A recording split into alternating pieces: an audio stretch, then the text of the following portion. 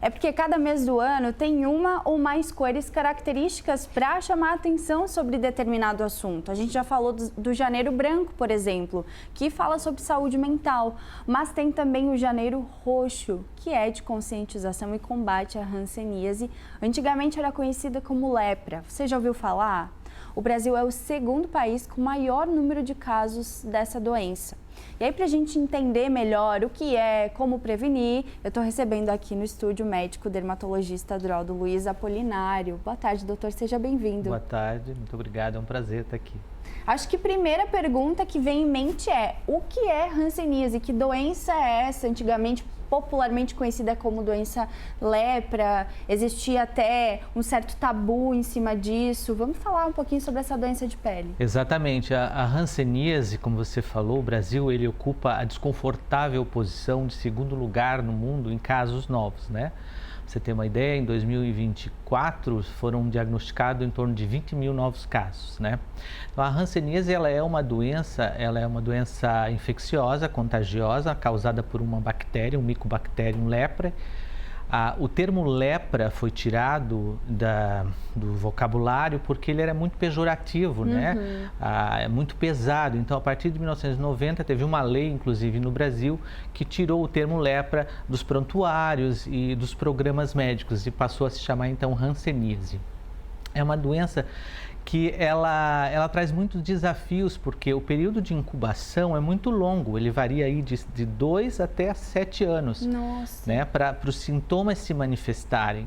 E na maioria das vezes as manifestações se dão na pele, por isso que o dermatologista é o especialista junto com o neurologista, porque a hanseníase, essa bactéria, ela acaba muitas vezes acometendo também os nervos periféricos, principalmente.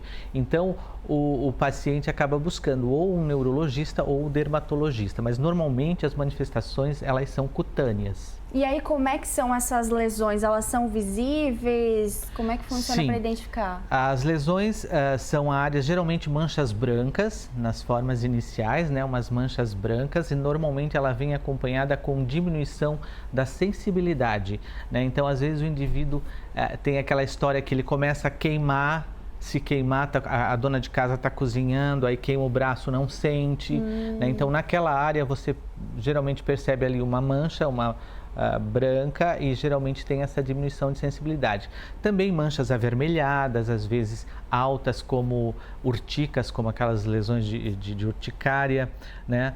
Pode se manifestar também através de caroços no corpo, mas de uma maneira geral são manchas mesmo na pele. E tanto homens e mulheres podem ser acometidos.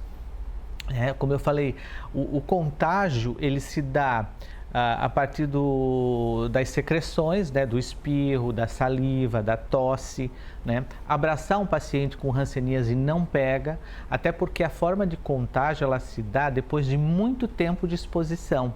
E não é todo paciente, todo indivíduo que vai adoecer, né? Uma pequena parcela que vai acabar manifestando os sintomas de hanseníase. Precisa de um convívio duradouro, Exatamente. Né? Você tem que ter esse contato muito íntimo e duradouro para que você se contamine. Por isso que quando você diagnostica, por exemplo, a hanseníase numa criança, você tem que buscar, né, os familiares, né? Porque principalmente as formas multibacilares. A gente divide a hanseníase em duas formas: as formas paucibacilares, que quer dizer as que têm poucos bacilos, e as formas multibacilares, que são aquelas que têm muito bacilo. As formas multibacilares são aquelas que contagiam ao maior número de pessoas, né? Então, sempre que você faz o diagnóstico numa criança, você tem que ir na família para ver se ali tem alguém que está eliminando esses bacilos. E em relação a sintomas, ainda tenho essa dúvida. Além das lesões, alguma outra coisa que pode servir de alerta para que aconteça um diagnóstico precoce? Sim, tem alguns pacientes que perdem o canto das sobrancelhas, que a gente chama de madarose, né? Perda de pelos, por exemplo, nas pernas ou em alguma área pilosa, a perda do suor, em determinados pontos, porque o que acontece? O bacilo ele vai nos nervos periféricos, né? Então as glândulas sudoríparas elas são inervadas. A partir do momento que esses nervos, essas terminações nervosas são destruídas por esse bacilo, naquele ponto o indivíduo não sua mais. Que né? curioso. Ou naquele ponto o indivíduo não sente mais a dor. Então por isso que são manchas anestésicas ou hipoestésicas. Mas, para tranquilizar quem está nos assistindo, é uma doença que tem tratamento e tem cura, né? Exatamente. Você sabe, até a década de 80, costumava-se a confinar esses pacientes, né? Então, no Brasil todo, você tem em todos os estados, aqui em Santa Catarina, por exemplo, a gente tem ali na região da Grande Florianópolis, a antiga colônia Santa Teresa, que hoje é um hospital dermatológico, né? O Hospital Santa Teresa, ali eram confinados os pacientes que tinham o diagnóstico de hanseníase. A minha formação, por exemplo, eu fiz em São Paulo no Instituto Lauro de Souza Lima. Era um leprosário também, antigamente eram chamados leprosários. Então esses indivíduos que eram diagnosticados, eles eram cruelmente, eu diria, né, afastados da família. Então eles não tinham mais contato com ninguém, eles viviam naquelas comunidades. Totalmente isolados. Totalmente isolados, porque não existia um tratamento efetivo até então, né? E com o advento da poliquimioterapia, porque hoje a gente trata a hanseníase com 3 medicamentos, né? A rifampicina, a clofazimina e a dapsona. Com o advento da poliquimioterapia, a gente consegue baixar muito a carga bacilar e o indivíduo não precisa mais ficar isolado, né, da comunidade.